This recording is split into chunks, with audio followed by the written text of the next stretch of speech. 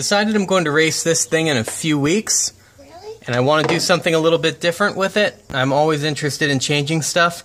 So I'm going to be putting on a 1-inch spacer to see if it changes anything with performance. Because right now, with this engine getting tired and with the rear end being broken, this thing needs all the help she can get. But I also want to see if it cures my fuel percolation problem.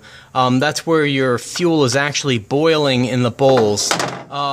I have a little bit more of an issue with that with the Edelbrock or a Carb AFB style carburetor than I did with the Holley. It's just the style and maybe the bowl location.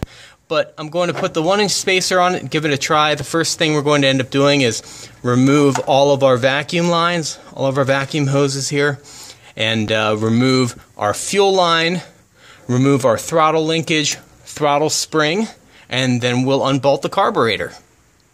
Now the carburetor's off, and this is what's perfect about having a car that's not painted nice. You have a workbench only 2 feet from where you're working at all times. But the carburetor's off. Now I'm going to remove the studs. I'm going to remove the studs by using the double nut method where I stack 2 nuts so that they lock together and I can rotate each stud out. Because now I need to install longer studs because of my 1-inch spacer. I'm going to remove the studs and then clean off this whole surface here.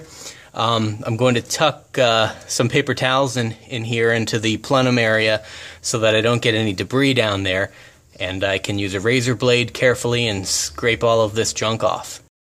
Now with the carburetor base surface clean on the intake manifold, we can now install the new carb studs, which are slightly longer, and everything should seal up good because it's nice and clean. We're going to use the double nut method to tighten these up as well.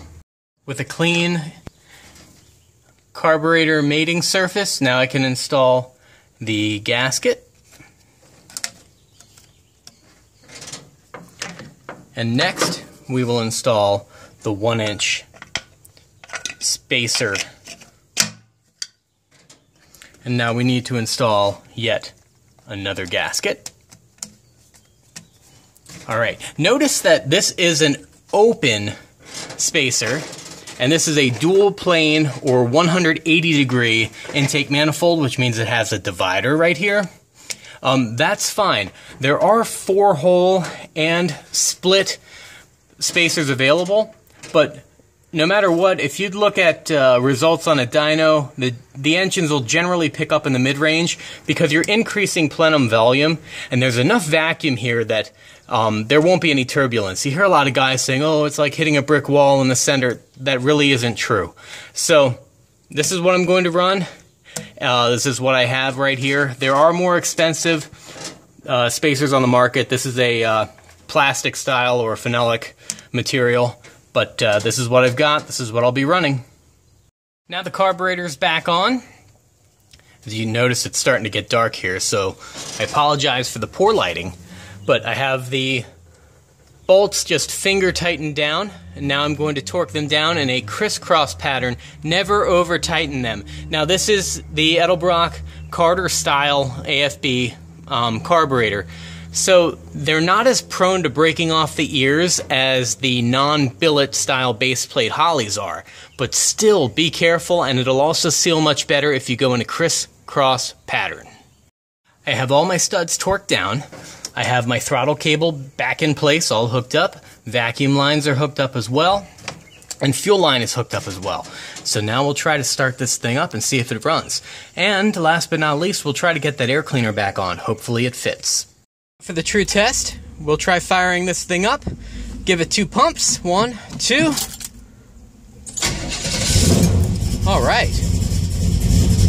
You can tell it doesn't idle any different. Let's see what the throttle response is like.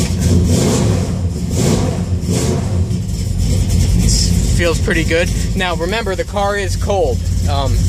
We're not even showing anything here yet on the temperature gauge, but we're in good shape. So not only did we put the 1/2-inch spacer on, or the 1-inch spacer on there, and essentially what we've done now is increase plenum volume of the intake manifold, but we've also insulated the carburetor from the intake manifold. Even though it's aluminum, it still does have heat. So hopefully this also resolves a little bit of my fuel percolation issue that I've been having on really hot days.